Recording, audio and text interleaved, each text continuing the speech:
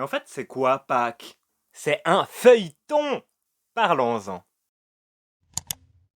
Pâques, c'est 3 jours fériés qui tombent chaque année à peu près n'importe quand au printemps. Enfin, en vrai, c'est pas n'importe quand.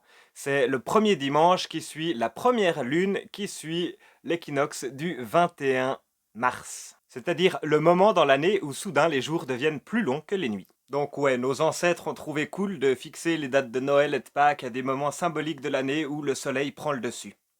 Et ouais, ça marche que dans l'hémisphère nord. Alors Pâques, c'est plusieurs jours fériés. Pourquoi? Parce qu'il se passe plusieurs choses, comme dans un feuilleton. En fait, c'est un feuilleton qui commence bien avant Pâques et qui finit bien après Pâques. En fait, c'est un feuilleton qui n'est pas encore terminé, en fait, pour de vrai. Alors Pâques, d'abord, il y a le vendredi saint. Ça, c'est le jour où on se souvient que Jésus est mort. Alors c'est vrai, des gens bien, il en meurt tous les jours, et puis on n'en fait pas tout un plat. C'est vrai que ces derniers jours encore, on s'est souvenu de la mort de Martin Luther King, et ben on n'en a pas fait des jours fériés pour autant. Alors pourquoi on fait ça pour Jésus?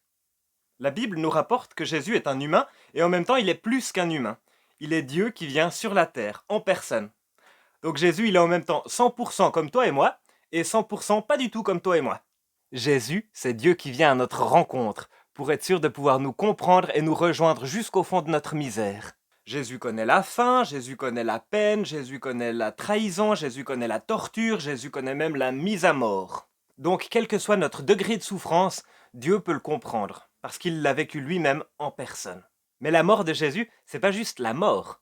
En mourant, il prend avec lui, sur sa croix, nos fautes et nos péchés, c'est-à-dire en quelque sorte tout ce qui nous empêche d'être vraiment vivants. Il le prend avec lui pour que ça meure avec lui sur sa croix. Et de cette manière, sa mort, elle nous libère de nos fautes et de nos péchés. Sa mort il y a 2000 ans, elle nous libère aujourd'hui encore de nos fautes et de nos péchés.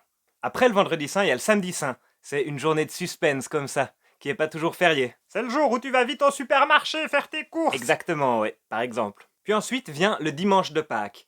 2 nuits exactement après avoir été enterré, Jésus revient.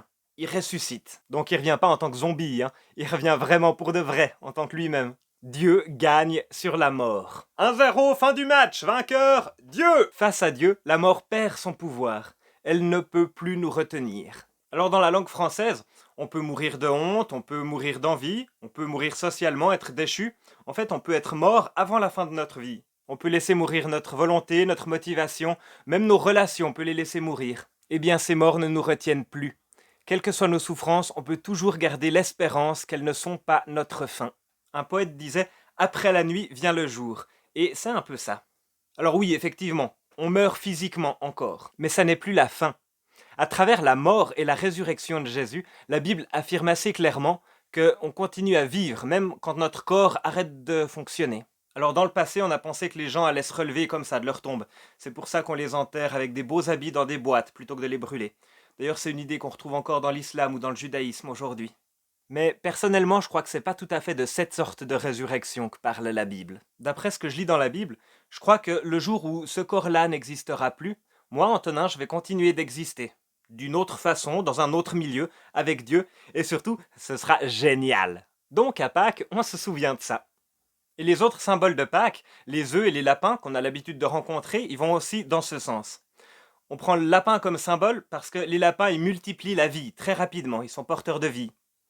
Et puis les œufs, un œuf c'est un objet qui a l'air mort, on dirait un caillou, mais après 21 jours pour la poule, hop, il y a un poussin qui sort, il y a de la vie qui sort de cet objet qui semblait mort. Donc ça a paru à nos ancêtres un très bon symbole pour exprimer Pâques. Alors voilà comment moi je comprends Pâques. Et vous, qu'est-ce que vous en pensez de Pâques? Qu'est-ce que vous prévoyez de faire ces quelques jours de congé qui vont venir? En tout cas, je vous souhaite que ça soit aussi porteur de vie pour vous. Chaque lundi, une méditation chrétienne vous est proposée sur cette chaîne. Si ça vous a plu, n'hésitez pas à vous abonner ici pour rien manquer. Vous pouvez mettre un commentaire, mettre un pouce bleu, ça m'encourage. Et puis vous pouvez volontiers partager cette vidéo plus loin. Et moi je vous dis à la semaine prochaine. Alors les œufs de Pâques, c'est un petit bout d'aluminium. Mais en fait, en vrai, tu peux les ouvrir. Et c'est du chocolat. Qu'est-ce que je me sens vivant quand j'en mange. Ça, c'est de la spiritualité que j'aime. Allez, encore un symbole de résurrection.